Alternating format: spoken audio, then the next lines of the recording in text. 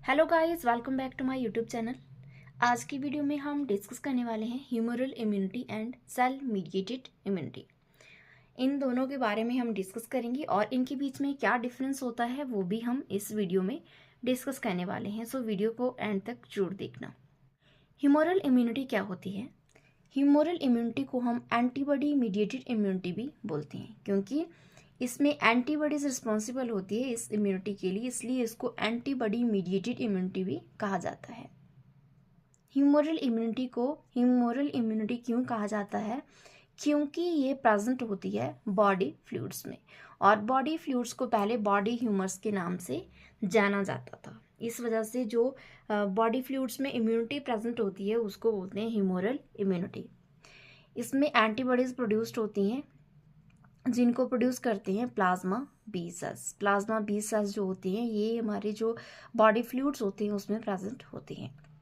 जैसे आप यहाँ पर देख सकते हैं ये बहुत सारे सेल्स हैं, ठीक है। हमारी बॉडी में भी इस तरह के बहुत सारे सेल्स होते हैं और उन सेल्स के बीच में स्पेसेस होते हैं। तो इन स्पेसेस के बीच में जो इम्यूनिटी होती है उसको हम बोलते हैं ह्यूमरल इम्यूनिटी, ठीक है। मान लीजिए पैथोजन हमारी बॉडी में एंटर हुआ, तो अगर वो सेल्स के अंदर एंटर होता है तो उसमें एक्टिवेट हो जाती है हमारी सेल मीडिएटेड इम्यूनिटी, और अगर वो इन स्पेसेस के बीच में एंटर होता है तो वहाँ पर इम्यूनिटी जो रिस्पॉन्सिबल होती है वो होती है ह्यूमरल इम्यूनिटी। अगर मान लीजिए हमारे पास ह्यूमरल इम्यूनिटी नहीं होती तो पैथोजन यहाँ पे एंटर होता और यहाँ पर वो मल्टीप्लाई करता और इस तरह से जो हमारी बॉडी है उसमें डिजीज पैदा कर देता। तो इन सेल्स के बाहर जो स्पेसेस हैं उसके लिए ये ह्यूमरल इम्यूनिटी बहुत ही इंपॉर्टेंट रोल प्ले करती है। इन स्पेसेस के बीच में क्या होता है, प्लाज्मा बी सेल्स होते हैं जो एंटीबॉडीज सिक्रेट करती हैं। ये जो एंटीबॉडीज होती है ये क्या करती है, ये पैथोजन के साथ अटैच हो जाती है और उसको एलिमिनेट कर देती है बॉडी से। अब मान लीजिए हमारे पास ये एक पैथोजन है, ये हमारी बॉडी में एंटर हुआ तो सबसे पहले इसका सामना हुआ इम्यून सिस्टम से, ठीक है। जिस तरह से कोई फॉरेन कंट्री से आता है, ठीक है, अटैक करता है हमारी कंट्री के ऊपर, ठीक है, तो क्या होता है उसके लिए हमारी कंट्री में क्या होता है, आर्मी होती है जो कि बॉर्डर के ऊपर तैनात होती है। तो उसमें क्या होता है, जो वो सिपाही होते हैं वो उससे लड़ते हैं और उसको मार देते हैं, उसको अपनी कंट्री में एंटर नहीं होने देते। इसी प्रकार हमारी बॉडी में भी अपना एक सेल्फ डिफेंस सिस्टम होता है हमारी बॉडी में भी, जो क्या करता है, जो बाहर के जो फॉरेन जो माइक्रो ऑर्गेनिजम्स हैं या फिर जो डिजीज कॉजिंग जो भी बैक्टीरिया है, वायरस हैं, कुछ भी हैं, वो हमारी बॉडी में एंटर होते हैं। तो उससे लड़ने के लिए जो हमारी बॉडी में सिस्टम है, मतलब हमारे बॉडी में जो आर्मी है उसको हम बोलते हैं इम्यून सिस्टम। अब ये हमारी बॉडी में एंटर करने की कोशिश कर रहा है और हमारा इम्यून सिस्टम यहाँ पे एक्टिवेट हो गया। अगर वो सेल्स के बाहर वाले रास्ते से आता है तो उसमें जो इम्यून सिस्टम किसको तैनात करता है, एंटीबॉडीज को, ठीक है। क्योंकि हमारे जो एक्स्ट्रा सेलुलर स्पेसिस है उसमें क्या प्रेजेंट है, प्लाज्मा बी सेल्स प्रेजेंट है जो कि एंटीबॉडीज सिक्रेट करती हैं। अब ये एंटीबॉडीज उस एंटीजन के साथ जो है उस लड़ती है और उसको बाहर फेंक देती है, ठीक है। तो इस केस में हमारा कौन सा इम्यून सिस्टम जो है वो काम कर रहा है, इसमें हमारी इम्यूनिटी काम कर रही है, ह्यूमरल इम्यूनिटी।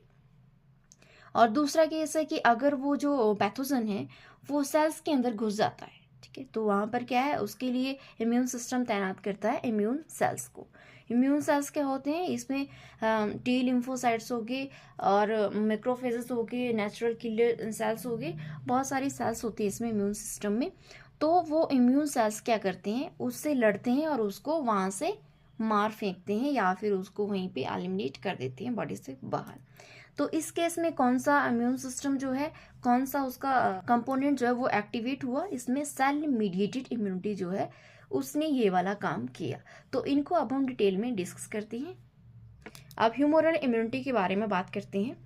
मान लीजिए हमारे पास जो पैथोजन है वो एक्स्ट्रा सेलुलर पैथोजन, आपको पता है कि जो एक्स्ट्रा सेलुलर पैथोजन होता है उसके लिए ही ह्यूमरल इम्यूनिटी काम करती है।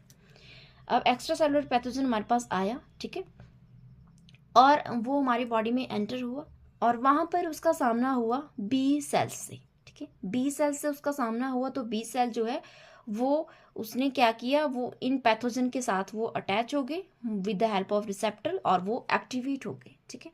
वो एक्टिवेट हुए, फिर उसको हेल्प की जरूरत पड़ी TH सेल्स से, मतलब हेल्पर टी सेल्स जो है टी सेल्स के, उनसे हेल्प की जरूरत पड़ी तो उन्होंने क्या किया, उन्होंने साइटोकाइंस रिलीज किए, साइटोकाइंस रिलीज किए इन सेल्स ने, और उसकी वजह से क्या हुआ, जो ये बी सेल है ये कन्वर्ट हो गया प्लाज्मा बी सेल में। अब ये प्लाज्मा बी सेल में कन्वर्ट हो गया। आपको पता है जो प्लाज्मा बी सेल्स होते हैं वो बहुत सारी एंटीबॉडी सिक्रेटिंग सेल्स होते हैं, मतलब वो पर सेकंड जो है 2000 तक एंटीबॉडी सिक्रेट करते हैं। अब जो बी सेल्स है इसके पास थोड़ी सी एंटीबॉडीज थी, तो इसने क्या किया, ये एक्टिवेट हुआ और ये कन्वर्ट हो गया प्लाज्मा बी सेल्स में, ताकि ये इस तरह की और भी बहुत सारी एंटीबॉडीज सिक्रेट कर सके उस पैथोजन को एलिमिनेट करने के लिए। मतलब अगर हमारी कंट्री के ऊपर अटैक हुआ है तो वहाँ पर आर्मी की बहुत सारे जो है सोल्जर्स जो है वो तैनात कर दिए जाते हैं कि तुम इससे लड़ो। तो इस वजह से जो बी सेल्स है इसके पास थोड़ी सी आर्मी थी, तो इसने क्या किया, इसमें प्लाज्मा बी सेल्स के रूप में ये कन्वर्ट हो गया और बहुत सारी इस तरह की आर्मी जो है यहाँ पर रिक्रूट कर दी। तो ये जो एंटीबॉडीज़ है ये क्या करेंगी, अब जो ये आर्मी है ये उस पैथोजन के साथ लड़ेगी। इसने पैथोजन को पकड़ लिया, उसको पकड़ लिया और उसको न्यूट्रलाइज कर दिया, या फिर उसको भेज दिया आगे फर्दर फेगोसाइटोसिस के लिए, मतलब जो मैक्रोफेजेस है उसके पास भेज दिया कि इसको वो खा जाए, निकल जाए, इसको वो तोड़ दे। या फिर जो कॉम्प्लीमेंट सिस्टम है प्लाज्मा फ्लूइड्स के अंदर, जो कॉम्प्लीमेंट सिस्टम प्रेजेंट होता है, या फिर उसको भेज दिया कि आप इससे निपटो अब, ठीक है। तो फर्दर जो प्रोसेसिंग होती है वो कॉम्प्लीमेंट सिस्टम करता है या फिर फेगोसाइटोसिस के थ्रू होती है। तो इसी तरह से अब जो ये हमारा जो बॉडी में पैथोजन एंटर हुआ था उसको बॉडी से एलिमिनेट किया जाता है in case of humoral immunity. अब जब ये पैथोजन के साथ उसका सामना हो जाता है तो उसके बाद क्या होता है, जो ये बी सेल्स होती हैं ये कुछ मेमोरी सेल्स बना लेते हैं, ठीक है। मतलब उस पैथोजन से रिलेटेड ये मेमोरी सेल्स बना लेते हैं ताकि इनको पता चल जाए कि वो पैथोजन अगर दोबारा बॉडी में एंटर होता है तो उससे कैसे निपटना है। तो उसके लिए ये क्या करते हैं, ये मेमोरी सेल्स बना लेते हैं ताकि फ्यूचर में अगर वो दोबारा से इन्फेक्शन कॉज करने की कोशिश करे तो फटाफट से मेमोरी सेल्स जाएं और उसको वहाँ से एलिमिनेट कर दे। इसमें पूरे प्रोसेस की जरूरत नहीं पड़ती, सिर्फ जो मेमोरी सेल्स होते हैं वो वहाँ पर जाते हैं और उस पैथोजन से लड़ते हैं और उसको बॉडी से बाहर एलिमिनेट कर देती हैं। अब दूसरी जो ब्रांच है इम्यून सिस्टम की वो है सेल मीडिएटेड इम्यूनिटी, ठीक है। सेल मीडिएटेड इम्यूनिटी में क्या होता है, जब पैथोजन सेल्स के बीच में एंटर करता है, मान लीजिए वो सेल के अंदर प्रेजेंट है, ये सेल है, इसके अंदर पैथोजन एंटर करके इसके अंदर वो प्रेजेंट है, तो इसमें सेल मीडिएटेड इम्यूनिटी जो है वो रोल प्ले करती है। सेल के अंदर पैथोजन गया तो सेल के अंदर कुछ मॉडिफिकेशंस होती है, वो कुछ ऐसे सिग्नल्स जनरेट करता है जो टी सेल्स जो उसको पकड़ लेते हैं और टी सेल जो है वो एक्टिवेट हो जाती हैं। अब टी सेल्स में मान लीजिए हमारे पास मैक्रोफेजेस है। अब जो ये टी सेल्स हैं, मतलब जो मैक्रोफेजेस है, उन्होंने एंटीजन को जो है, मतलब जो पैथोजन है उसको डाइजेस्ट कर दिया और उसके जो एंटीजन पार्ट है उसको यहाँ पर बाकी सेल्स को वो रिप्रेजेंट कर रहा है टी सेल्स को कि ये वाला पैथोजन जो है वो हमारी बॉडी में एंटर हुआ है, हमारे सेल्स के अंदर एंटर हुआ है, तो इससे लड़ने के लिए तैयार हो जाइए, ठीक है। तो इस तरह से जो मैक्रोफेज है वो कन्वर्ट हो जाता है एंटीजन प्रेजेंटिंग सेल्स में, ठीक है। अब एंटीजन प्रेजेंटिंग सेल में वो कन्वर्ट हो गया, उसके बाद से क्या होता है, जो टी सेल्स होते हैं वो सिक्रेट करते हैं कुछ साइटोकाइंस, जो ये साइटोकाइंस हैं ये एक्टिवेट करते हैं हेल्पर टी सेल्स को और साइटोटॉक्सिक टी सेल्स को। जो ये हेल्पर टी सेल्स है ये क्या करते हैं, ये फर्दर साइटोकाइंस रिलीज करता है और जिससे वो बी सेल को एक्टिवेट करता है, ह्यूमरल इम्यूनिटी के बी सेल्स को। और जो ये साइटोटॉक्सिक टी सेल्स है ये क्या करते हैं, ये रिसेप्टर के थ्रू बाइंड कर जाते हैं उस डिजीज्ड जो सेल है, मतलब जो इन्फेक्टेड सेल है उसके साथ वो बाइंड कर जाते हैं। तो अभी इसके साथ बाइंड हो गया और इसने क्या किया, जो ये सेल है इस सेल को ही एलिमिनेट कर दिया बॉडी से बाहर, ठीक है। मतलब इस सेल को ही उसने मार दिया, इसने पैथोजन को मारने की बजाय सेल को मार दिया सेल मीडिएटेड इम्यूनिटी में, ठीक है। और इस तरह से एपोप्टोसिस से जो ये सेल है वो इसको तोड़ मरोड़ देगा, उसको ये ब्रेक कर देगा और जिस वजह से जो पैथोजन है वो भी हमारी बॉडी से बाहर एलिमिनेट हो जाएगा with the help of diseased cell, ठीक है। तो इस तरह से जो ये सेलुलर इम्यूनिटी है ये काम करती है। इसमें भी क्या होता है, जो हेल्पर टी सेल्स है वो कुछ मेमोरी सेल्स बनाते हैं, ठीक है। जो ये मेमोरी सेल्स होते हैं ये फर्दर जो फ्यूचर में जब भी कभी इन्फेक्शन होता है इन पैथोजन के थ्रू, तो ये उससे लड़ने के लिए फटाफट तैयार रहते हैं, ताकि इनको पूरे प्रोसेस के थ्रू ना जाना पड़े। तो मेमोरी सेल्स क्या करते हैं, ये फटाफट जाते हैं और उसके साथ लड़ते हैं और उसको बॉडी से बाहर एलिमिनेट कर देते हैं, इससे पहले कि वो हमारी बॉडी में कुछ खराबी करे, कुछ इन्फेक्शन कॉज करे, ठीक है। सो सेल मीडिएटेड इम्यूनिटी क्या होती है, इसको थोड़ा इस थ्योरी के बारे में देख लेते हैं। The immunity mediated by antigen specific T cells, उसको हम बोलते हैं सेल मीडिएटेड इम्यूनिटी, जो कि एंटीजन स्पेसिफिक टी सेल्स जो है वो मीडिएट करते हैं। जो ये टी सेल्स होते हैं इनकी प्रोडक्शन होती है बोन मैरो में, और वहाँ पर जब इनकी प्रोडक्शन हो जाती है उसके बाद ही जाते हैं थाइमस में, वहाँ पर जो फर्दर मैचुरेशन का प्रोसेस होता है वो वहाँ पर होता है, ठीक है। इस वजह से जो सेल मीडिएटेड इम्यूनिटी है ये क्या करती है, ये एक्टिवेट करती है फैगोसाइट्स को और antigen specific cytotoxic T lymphocytes को, ताकि वो जो हमारी बॉडी में पैथोजन एंटर हुआ है उसको बॉडी से बाहर एलिमिनेट कर सके, ठीक है। जो ये सेल मीडिएटेड इम्यूनिटी होती है मोस्टली यूज होती है टू किल द वायरस और कैंसर अफेक्टेड सेल्स, ठीक है। जो वायरस हमारे सेल्स के अंदर एंटर हुआ है या फिर जो कैंसर अफेक्टेड सेल्स हैं उनको ये क्या किल करने के लिए यूज होती है सेल मीडिएटेड इम्यूनिटी। सो आइए अब बात कर लेते हैं कि इन दोनों इम्यूनिटी के बीच में क्या डिफरेंस है। सो ये वाला पार्ट है ह्यूमरल इम्यूनिटी का और ये सेल मीडिएटेड इम्यूनिटी का, ठीक है। जो ह्यूमरल इम्यूनिटी होती है ये मीडिएट होती है with the help of B cells, ठीक है, जो सिक्रिएट करती हैं एंटीबॉडीज, ठीक है। और जो ये सेल मीडिएटेड इम्यूनिटी होती है ये मीडिएट होती है by the activated antigen specific T cells. और जो ह्यूमरल इम्यूनिटी होती है ये मीडिएट होती है by the T cell, B cell and macrophages, ठीक है। टी सेल्स ऐसे सेल्स होती हैं जो दोनों टाइप की इम्यूनिटी के लिए रिस्पॉन्सिबल होते हैं, ठीक है, humoral immunity and cell mediated immunity. और इसी तरह से जो ये सेल मीडिएटेड इम्यूनिटी होती है ये मीडिएट होती है by the helper T cells, cytotoxic T cells and natural killer cells and macrophages, ठीक है, ये इसमें रोल प्ले करती हैं।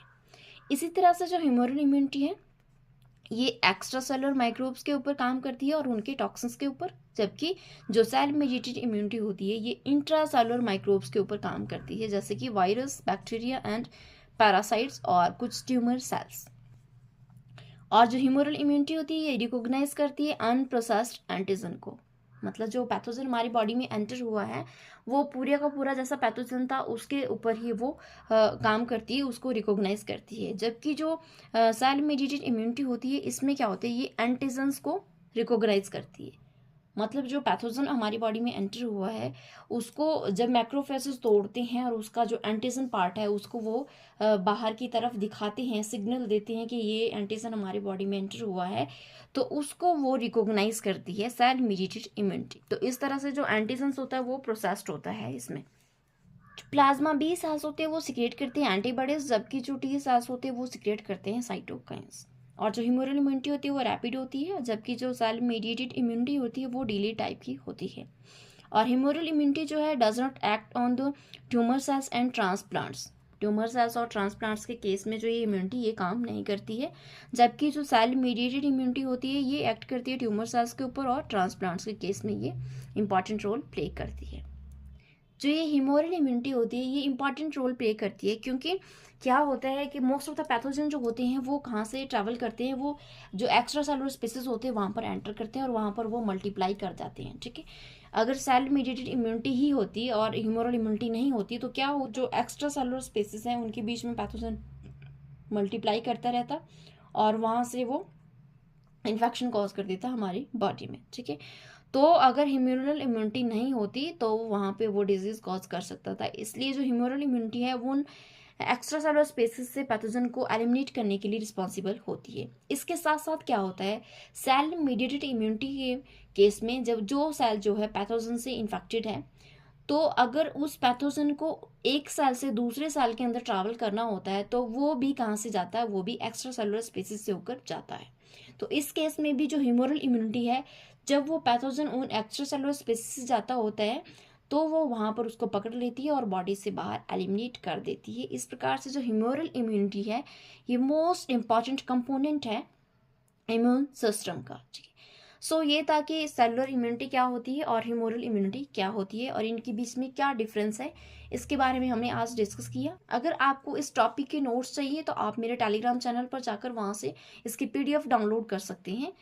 अगर आपको मेरी वीडियो पसंद आई हो तो मेरी वीडियो को लाइक करना, मेरे चैनल को सब्सक्राइब करना और वीडियो को ज़्यादा से ज़्यादा शेयर करना। Thank you for watching.